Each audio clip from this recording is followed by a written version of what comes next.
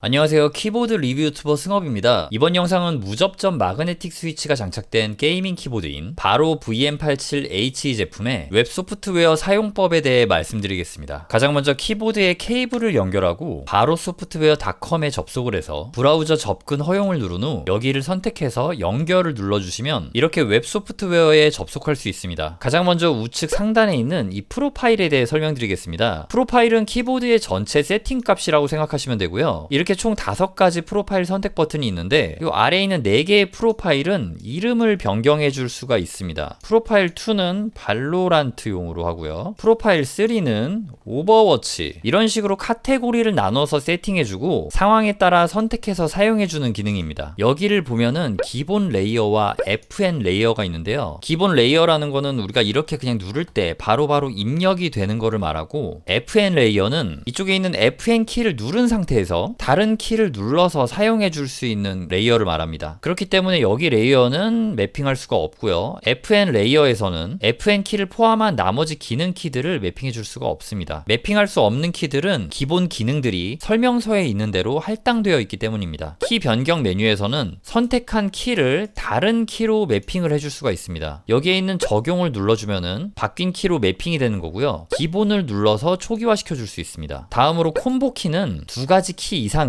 예를 들어서 복사 단추 키인 컨트롤 C를 입력하면 이렇게 레프트 컨트롤 플러스 C라고 나오죠. 조합 키를 매핑해 줄 수 있는 메뉴입니다. 다음으로 매크로 명령 볼게요. 여기서는 플러스 버튼을 눌러가지고 기록 버튼을 눌러서 키를 입력하거나 마우스 버튼을 입력하거나 하는 기능을 저장해서 사용해 줄 수 있는 기능입니다. 매크로는 여기 있는 버튼을 클릭해서 삭제해 줄 수도 있고 수정을 해줄 수도 있습니다. 저는 수정 버튼 다시 눌러볼게요. 여기 있는 매크로는 이런 식으로 삭제를 해주거나 중간에 매크로를 추가해주거나 수동으로 추가한 매크로에다가 다른 키를 입력해줄 수도 있고요. 매크로를 올려주거나 내려주거나 할 수도 있고, 여기는 빗자루 버튼을 눌러서 전체를 삭제해줄 수도 있습니다. 여기에 있는 지연시간 기록 없음은 말 그대로 매크로를 만들 때 사용자가 이렇게 입력 지연을 하는 것까지 넣어줄 건지, 그러면 이렇게 버튼을 누른 시간까지 기록이 되죠. 아니면 요거를 없앨 건지, 아니면은 일률적으로 이렇게 시간값을 정해가지고 바꿔줄 건지 선택을 해줄 수가 있습니다. 간단하게 매크로를 이용해서 안녕하세요라는 거를 써보겠습니다. 안녕하세요 점점점, 이러면 제가 지연 시간까지 기록을 했죠. 확인 눌러주고 적용을 눌러줍니다. 그러면 제가 메모장에서 세팅된 A키를 누르게 되면은 뿅! 이런 식으로 나오게 되는 겁니다. 시간 타이밍까지 제가 쓴 대로 나오죠. 한 번 더 A 눌러볼게요. 뿅!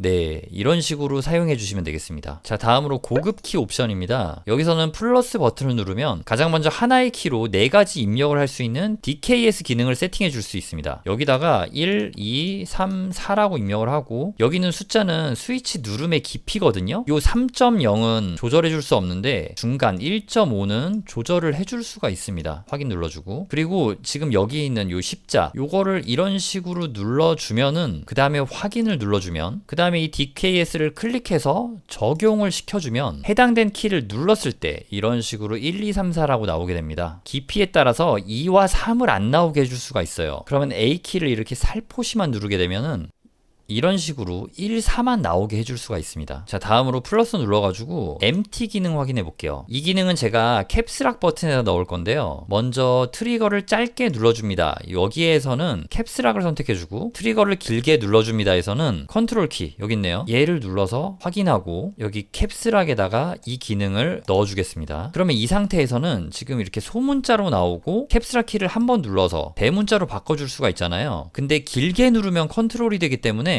이렇게 마우스로 드래그를 하고 캡스락 C를 누르고 클릭을 해준 다음에 캡스락 V를 눌러가지고 복사 붙여넣기, 컨트롤 C, 컨트롤 V를 실행해 줄 수가 있습니다. 해피해킹 키보드를 쓰시는 분들은 이 캡스락 키를 컨트롤 키로 쓰잖아요. MT 기능을 사용하면 캡스락 그대로도 사용할 수 있고 길게 눌러서 컨트롤도 사용해 줄 수 있는 굉장히 여러 가지 응용이 가능한, 보통은 키보드에 키가 많이 없거나 어거노믹 배열 같은데 많이 쓰는 그런 기능이라고 볼 수 있겠습니다. 자, 다음은 TGL 기능, 키 연속 트리거 스위치라 나오는데 보통은 토글 키라고 얘기를 합니다. 여기에는 제가 K라는 알파벳을 세팅을 하겠습니다. 그리고 요 K에다가 지금 여기 새로 만든 토글 키 기능을 적용시켜주면 이렇게 K를 한 번 누르면 이런 식으로 쫙 K가 써지게 되고 다시 한번 K를 누르면은 그 연속 입력이 꺼지게 되는 그런 간단한 기능이라고 보시면 되겠습니다. 자, 다음은 조명 설정 확인해 볼게요. 이 부분은 사실 크게 설명드릴 필요가 없다고 생각이 되긴 해요. 조명 모드를 바꿔주는 거고요. 이렇게 조명 색상도 변경해 줄 수 있는 그런 직관적인 메뉴라고 보시면 되겠고요. 사용자 지정을 통해서 예를 들어서 M키에서만 노란불이 들어오게 세팅을 해주면은 이런 식으로 여기에만 노란색 불이 들어오게 만들어 줄 수가 있습니다. 마우스 왼쪽 버튼을 통해서 세팅하고 싶은 키들을 이렇게 선택해 줄 수 있고요. 요거를 하나하나 취소하려면은 이렇게 하나하나씩 눌러주면 되고, 전부 다 취소를 하려면은 마우스 오른쪽 버튼을 클릭해 주시면 되겠습니다. 그리고 다음 여기에 있는 분위기 램프는요, 키보드 방향키 끝쪽에 있는 LED를 의미합니다. 여기도 이렇게 색상을 변경해 줄 수가 있습니다. 빨간색으로 바꿨다가 노란색으로 바꿨다가 청록색으로 이렇게 바꿔줄 수 있습니다. 자, 이제는 키 지정 메뉴 가볼게요. 여기서는 이렇게 입력 지점을 조절해 줄 수가 있습니다. 이쪽으로 갈수록 키를 깊게 눌러야 인식이 되고, 이렇게 갈수록 키보드에 살짝 손만 올려도 인식이 되게 만들어 줄 수 있습니다. 그리고 아래에 있는 빠른 트리거, 이게 래피드 트리거 기능이거든요. 이거를 통해서 눌러지거나 놓아지는 거리값을 세팅해 줄 수 있는데, 바로 위에 있는 요 누름 및 놓기 스트로크 값을 클릭해서 누르기 입력 거리값과 놓기인 릴리즈 값을 따로 조정해 줄 수도 있습니다. 이 래피드 트리거 기능을 활용하면은 키가 살짝만 눌려도 입력되도록 설정 가능하고, 키를 다 누른 후에 살짝만 떼어도 빠르게 해제가 가능하게 만들어 줄 수 있습니다. 그렇게 스위치가 작동되고 해제되는 물리적인 이동 거리가 짧아져서 입력 반응 속도가 극대화되게 되는 거고요. FPS 게임인 발로란트처럼 이동 중 사격 시 탄퍼짐이 있지만 완전히 멈춘 상태에서는 탄퍼짐이 사라지는 그런 게임에서 래피드 트리거 기능을 활용하면은 키를 떼어주는 릴리즈 지점을 짧게 설정해 줄 수 있어 일반적인 기계식 스위치보다 보다 빠르게 멈출 수 있어 더 빠르고 정확한 사격이 가능해집니다. 특히 키를 이런 식으로 떼가지고 만세 브레이킹을 사용하는 유저들에게는 이 래피드 트리거 기능이 있는 자석축 키보드가 일반 기계식 키보드를 사용할 때보다 더 빠르게 브레이킹을 걸 수 있습니다. 래피드 트리거 기능은 보통 다 넣어주실 필요는 없고요. 이 방향키 정도라던가 스페이스바 정도, 필요에 따라서 레프트 컨트롤이나 레프트 쉬프트에도 넣어주는 경우가 있습니다. 만약에 리듬 게임을 하신다면은 자주 사용하는 키에다가 이런 식으로 넣어줄 수가 있겠죠. 자, 다음은 스위치입니다. 이거는 뭐 처음에는 따로 건드실 필요는 없습니다. 만약에 스위치를 교체하셨을 때 바꿔주시면 되고요. 폴링 레이트는 말 그대로 폴링 레이트 값을 바꿔주는 겁니다. 반응 속도를 위해서 8kHz, 8000Hz의 폴링 레이트를 사용해 주시면 되겠습니다. 폴링 레이트 변경 시 설정이 됨과 동시에 웹 소프트웨어 연결이 해제되기 때문에 이 상태에서 다시 연결을 해주셔야 웹 소프트웨어 사용이 가능합니다. 다음은 캘리브레이션. 자석축 키보드는 새로 구매를 하거나 아니면 스위치를 뺐다 꼈다 한 다음에는 이 캘리브레이션, 키 교정을 해주셔야 됩니다. 교정 버튼을 누르고 교정을 원하는 키들을 이렇게 눌러주시면 됩니다. 그럼 이렇게 하나하나 채워지잖아요. 이런 식으로 교정을 해주시면 돼요. 전부 다 키가 파란색으로 변했다면은 교정이 끝난 겁니다. 뭐 실패 없이 되게 굉장히 편하게 잘 되네요. 제가 아까 말씀드린 상황 외에 좀 뭔가 이상하게 작동된다 싶을 때는 이 캘리브레이션 기능을 사용해 주시면 되겠습니다. 자, 다음은 SOCD 메뉴입니다. 요 새로 만들기를 클릭해가지고 보통 가장 많이 하는 A키와 D키, 그러니까 FPS에서 사용하는 좌우 이동 키죠. 이렇게 두 개의 키를 넣고 적용을 눌러줍니다. 그리고 이 스위치 버튼을 클릭을 해줘야 되네요. 이 상태에서 A키를 누른 채로